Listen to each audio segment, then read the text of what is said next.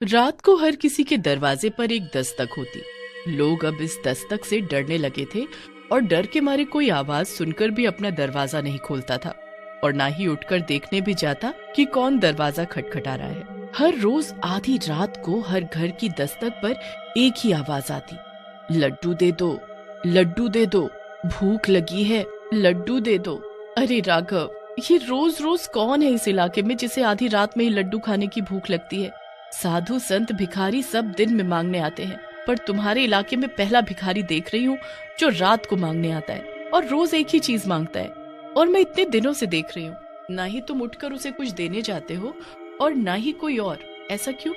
अरे वो कोई भिखारी या संत नहीं है जिसे आधी रात को भूख लगती है। वो कोई चुड़ैल या पिशाचनी है, तभी आधी रात को मांगने आती है। कोई आम इंसान होती तो दिन के समय आएगी ना। इतनी अकल नहीं है तुम्हारे पास।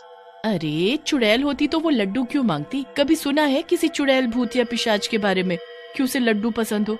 वो खौफनाक ताकत तो खून और मांस के भूखे होते हैं, ना कि लड्डू पेड़े के। इन दोनों की ऐसी ही बहस चलती रही। बात ये थी कि राघव इस मोहल्ले में सालों से रह रहा था, पर सोनी की शादी राघव से कुछ ही दिनों पहले हुई थी और वो इस मोहल्ले में नई थी, तो उसे पता नहीं था कि यहाँ चुड़ैल का रात को लड्डू मांगना आम बात थी लोगों के लिए।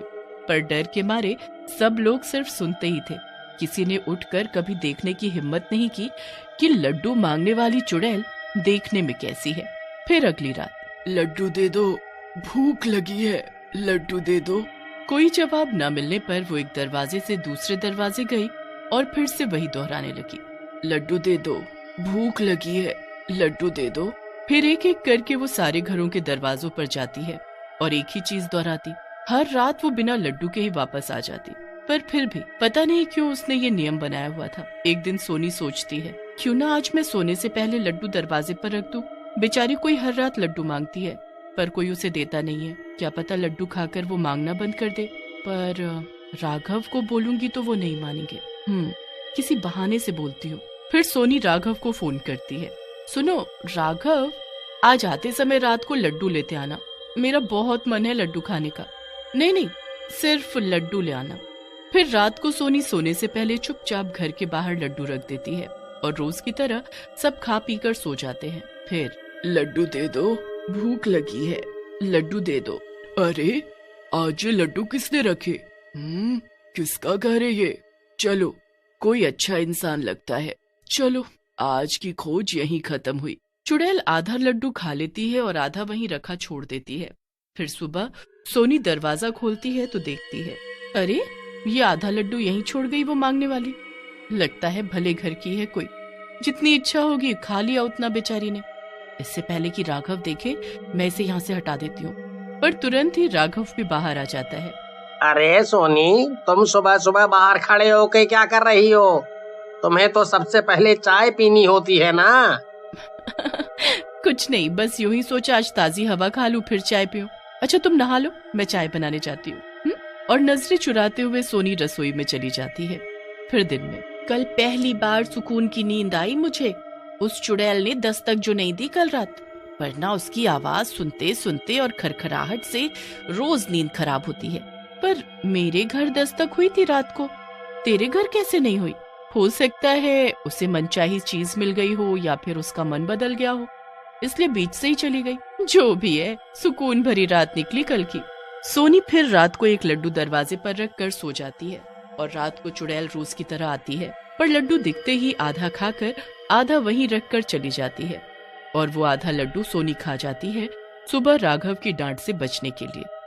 अरे आजकल लड्डू वाली चुड़ैल नहीं आ रही, क्या चक्कर है? कहीं मरवर तो नहीं गई? तभी रेखू भागे भागे आती है। अरे बहनों, तुमने सुना दूसरे मोहल्ले में भी आजकल लड्डू मांगने वाली चुड़ैल का खौफ चल रहा है? अच्छा, तभी आजकल यहाँ सुकून की रात बीत रही है। तुम लोगों ने तो इस बेचारी का मजाक बना लिया है। क्या पता वो भूखी रहती हो या कोई मजबूरी हो उसकी। मेरे सामने ये सब बातें मत करो। और वो तनतनाती हुई गुस्से में अपने घर में आ जाती है। अरे विमला, ऐसा भी क्या लगाव है इसे चुड़ैल से जो उसकी बुराई न सुनी जाती इससे? जब भी बात करो उसके बारे में अलग ही तेवर होते हैं इसके तो, जैसे कोई सगी संबंधी हो। फिर आधी रात को राघव पानी पीने के लिए उठता है। अरे सोनी कहाँ चली गई? रात को तो यहीं सोई थी। सोनी, सोनी, अरे कहाँ हो तुम? राघव पूरा घर छान मारता है पर सोनी कहीं नहीं मिलती।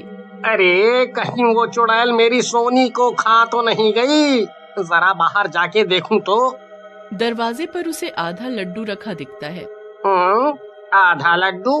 ये किसने रखा यहाँ? ये क्या हो रहा है मेरे घर में? सोनी गायब है, दरवाजे पर लड्डू रखा है। अब इस समय मैं किससे मदद मांगू? सब घोड़े बेच के सो रहे होंगे। तभी एक हल्ला सुनाई पड़ता है जो कि दूसरे मोहल्ले से चिल्लाने की आवाजें आ रही होती हैं।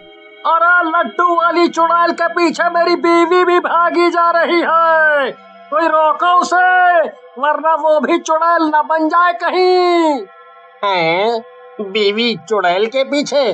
धन्यवाद भाई, आप इस समय मेरी मदद के लिए आए, वरना आज तो मैं अपनी बीवी से हाथ धो बैठता। राघव फिर सोचता विचारता अपने घर वापस आता है और वो देखकर दंग रह जाता है। अरे ये सोनी कैसे भुक्कड़ों की तरह लड्डू खा रही है? और ये तो थोड़ी देर पहले थी नहीं यहाँ। क्या चल रहा है ये? अरे सोनी, मैं तुम्हें कब से ढूंढ रहा था, कहाँ गई थी तुम? और ये इतनी रात को इतने सारे लड्डू खा रही हो? तबीयत तो ठीक है तुम्हारी? और ये इतने लड्डू आए कहाँ से? सोनी लाल आंखों से तिरछी निगाहों से राघव को घूरती है। ये रूप देखकर राघव डर जाता है। वो चुपचाप जाकर बिस्तर पर लेट जाता है। फिर सुबह, अरे भाई सुना, अगले मोहल्ले की खबर आई है कि उनकी बीवियां लड्डू वाली चुड़ैल के पीछे जाती हैं और अपना आपा खो देती हैं। कितनों की तो बीवी वापस मिली ही नहीं। जिन्होंने आवाज लगा के रोक लिया तो रोक लिया, वरना बीवी गायब। ऐसे कैसे हो सकता है? हमारे मोहल्ले में भी तो चुड़ैल कब से लड्डू मांग रही है, पर यहाँ तो ऐसा नहीं हुआ कभी। ओहो, क्योंकि हम लड्डू देते नहीं ना। उस मोहल्ले में उनकी बीवी बाहर चुड़ैल के मांगने पर लड्डू देने चली जाती थी और फिर ये सब होने लगा। फिर रात को, अरे सोनी सुनो, मुझे सुबह जल्दी ऑफिस जाना है, तो कल जल्दी उठ जाना, नाश्ता बना देना। ठीक है। फिर वो दोनों सो जाते हैं। आधी रात को राघव जब उठता है तो फिर सोनी को गायब पाता है। राघव सोनी को पूरे घर में आवाज देते हुए ढूंढता है पर सोनी कहीं नहीं मिलती। राघव घर के बाहर देखने जाता है तो देखता है कि दरवाजा खुला है। अरे आज ये दरवाजा कैसे खुला रह गया? रोज तो मैं खुद बंद करके सोता हूँ, लगता है जल्दी में खुला छोड़ दिया मैंने कल रात। तभी उसकी नजर वहीं पर रखे आधे लड्डू पर पड़ती है। राघव उसी समय गलियों में सोनी को ढूंढने लगता है। वो यहाँ वहाँ सोनी को हर जगह ढूंढता रहता है पर वो नहीं मिलती। राघव टेंशन में घर आता है तो देखकर दंग रह जाता है। अरे सोनी, ये तो घर पे ही है, पर मैंने तो पूरे घर में देखा था, तब तो कहीं नहीं मिली। पर ये कर क्या रही है? सोनी फिर से ढेरों लड्डू खा रही होती है, वो भी भुक्खड़ों की तरह, जैसे कभी उसने लड्डू देखे ही ना हो। राघव को ये सब बहुत अजीब लगता है। सोनी बस उसे गुस्से की निगाहों से देखती है और फिर लड्डू खाने लगती है। फिर जाकर कमरे में सो जाती है। सोनी के सोने के बाद राघव देखता है तो वहाँ ढेरों लड्डू रखे होते हैं। ये क्या माजरा है? मेरे तो सर की नस फट जाए लगता है।